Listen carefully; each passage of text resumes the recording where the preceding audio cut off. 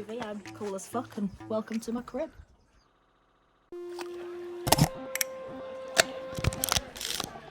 Up early, we smashed breakfast. Robin couldn't sleep, and at some point in the early AM stumbled across an abandoned castle, Dalquharran Castle, just south of Ayr, a little over an hour's drive away from us. There it is. Not being a stranger to accessing various abandoned sites over the years, it's important to blend in to avoid unwanted attention. I do this by wearing inconspicuous clothing.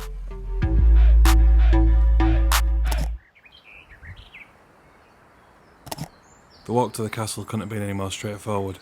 In fact, there's a footpath right up to it. There's actually two castles. The first is much smaller, and I'm going to guess it's older, as it is named the Old Dalquharran Castle.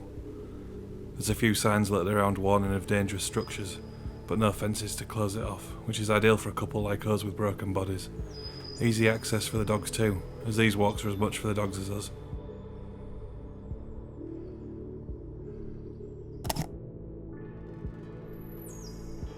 Quite scary. Yeah.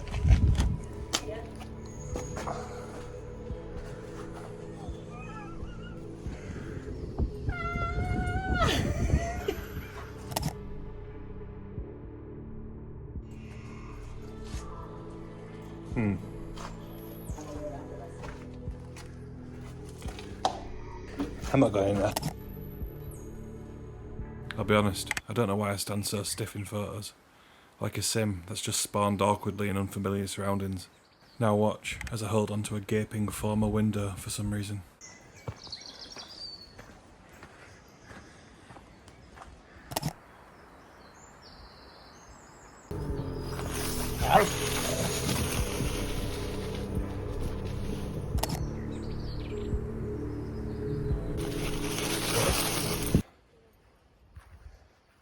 It's just a few minutes up the path to the new Dalquharran Castle. There it is, tucked behind the trees. There's an attempt at a secure fence around the perimeter, but it's not a very good one. It's so bad in fact that I'm not convinced that anyone actually broke through, and it was actually just a stiff breeze that knocked it flat. I love sights like this. For some photos I used the Q2, but my main camera this time was the M10-R with a Voigtlander 15mm super wide.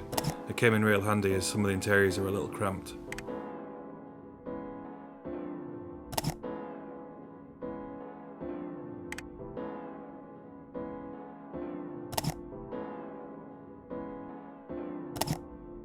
The video from this camera isn't a very good indicator of the light, by the way. The auto exposure brings the levels right up, but you'll get more of a sense of the lack of available light in some of the later photos. The site is rail accessible, and there were a few other families and couples knocking around. That mostly got rid of the spooky unease that you can often feel in some of the more difficult to enter abandoned places, but it was still a trip, especially the basement floor where much of the daylight dies.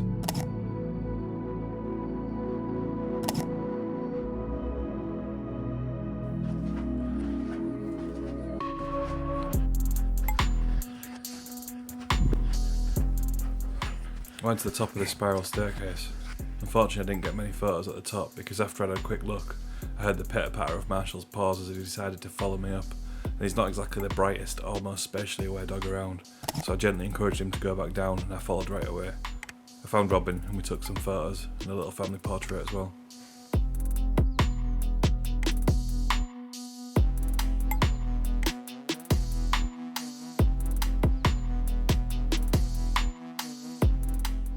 I went into the basement.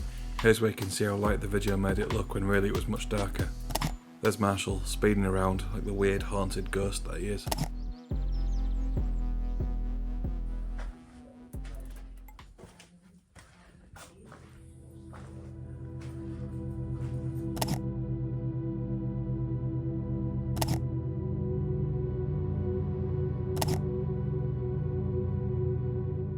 I'm real glad I picked the super wide lens. The majority of these photos were taken at f8, ISO flitted between 400 and 800, although some of the basement shots were at 1600. And I set the focus to a fraction beyond 2 meters, which meant I was able to just point and shoot.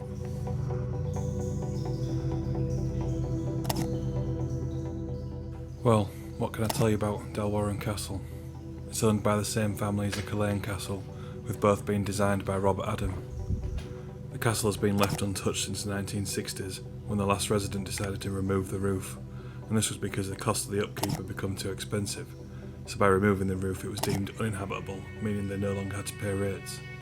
That's it, that's all I've got. History lesson over.